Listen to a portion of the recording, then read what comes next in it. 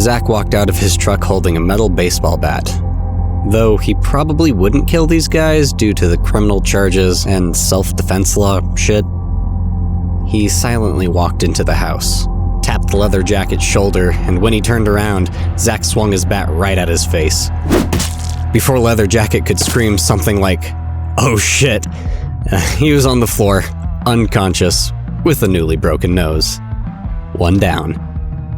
The 5 other goons turned around, and seeing their leader bleeding and unconscious, again probably dead, they all ran over, charging at Zach.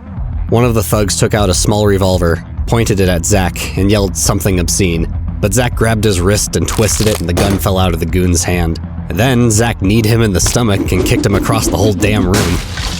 2 down, I thought. 4 left to go. But from behind, one of the goons smashed a chair across Zach's back. The goon raised his arms and he threw his elbow down on Zach's back. "Bad choice, you shithead," Zach yelled out. He whirled, grabbed the man's arm, and turned him around, using the goon's own body as a shield to take several kicks and punches from the remaining goons.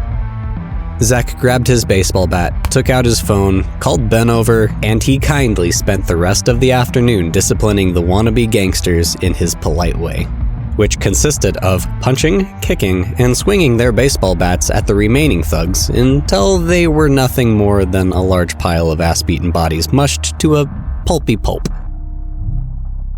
Once Zach was done and Ben arrived, Ben sat on the couch playing Angry Birds like a true millennial, while Zach walked upstairs and swung open my bedroom door. "Alright, shitheads. Please explain more in depth why I had to save your sorry asses today." Surprisingly, other than the small bruise on his back, Zach had gotten out of the whole ordeal relatively unharmed. "Alright," he continued. "Get homeless drunk guy out of here. I don't trust him." Kyle scoffed. "Kiss my Alabama ass." "Kyle," I said, "you know I can evict you." "You know I can kill you," Kyle said, scoffed again, and walked out of the room, flipping the bird at Zach. Zach ignored him and turned back to me. "You know why those thugs came to get you guys?" "Well, I don't think these thugs were trying to get me. I think they were trying to kidnap Kyle. They made their first attempt to kidnap Kyle when they jumped him at the convenience store. Kyle got away, so those thugs followed him and called in backup. Those thugs were sent by a guy who hired Kyle to steal those skin samples from a while back, when Kyle failed because you kicked his ass while passing by us on the road, so that weird-ass mad scientist poacher guy sent some thugs to get Kyle for failing him and knowing too much. I think the guy's name was... Lawrence? Wait, did you say that guy's name was Lawrence? Yeah, I said. Why are you asking? Zach paused for a second, thinking about what to say next. For the past few weeks, we've made a connection with all of the giant marine organisms to Lawrence and his men. From what we have gathered, Lawrence is the leader and operator of a very secretive and powerful shadow organization that is based somewhere in the deep woods. And according to a couple of the cryptid hunters who have spied on Lawrence's base, they've been transporting large, concealed metal cages in their trucks.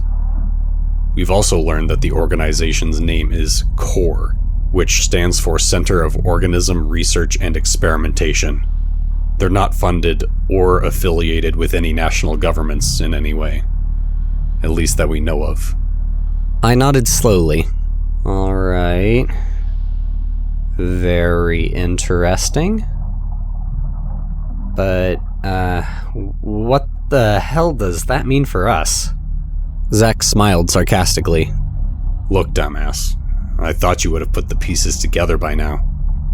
But I forgot that you are way dumber than you look. Thanks. By the way, did you, graduate college yet? Fuck you. We're not sure, but there is a possibility that Lawrence may have let some of the creatures we've seen loose, whether by releasing them from somewhere, or containing some of them and then setting them free. But that's impossible, I exclaimed. Intense biological examination I did of the Leviathan's skin revealed that it was very, very old. It somehow survived over thousands of years, which shouldn't be possible. Yeah, Zach said. Exactly why you're stupid.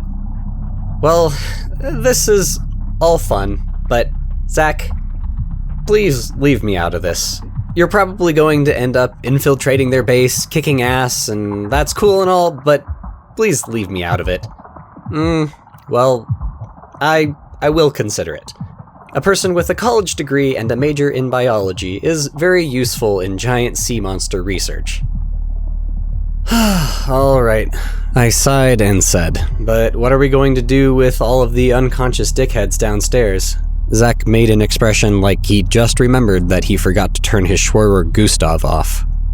I almost forgot about them. Zach muttered.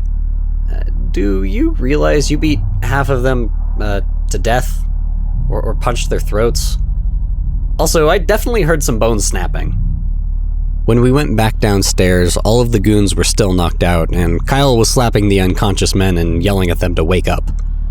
Zach had beaten the guys pretty hard, and I was certain that a few of them were dead, or close to it, especially the guy who got hit with the brick.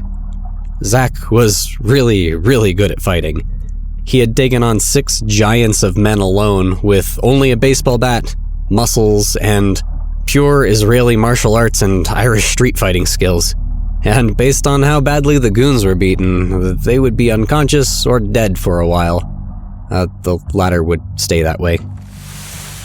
Trying to appear as innocent as possible, Zach, Kyle, Ben, and I began to shove the men into the seats of their own cars. The men were so heavy, I had to call Ben over and ask him to help. After I finished explaining everything to Ben, he looked, yet again, tired. Wow. But at this point, I was half expecting this to happen. Ben was right. We had all seen so much weird shit. This kind of thing could almost be considered to be normal.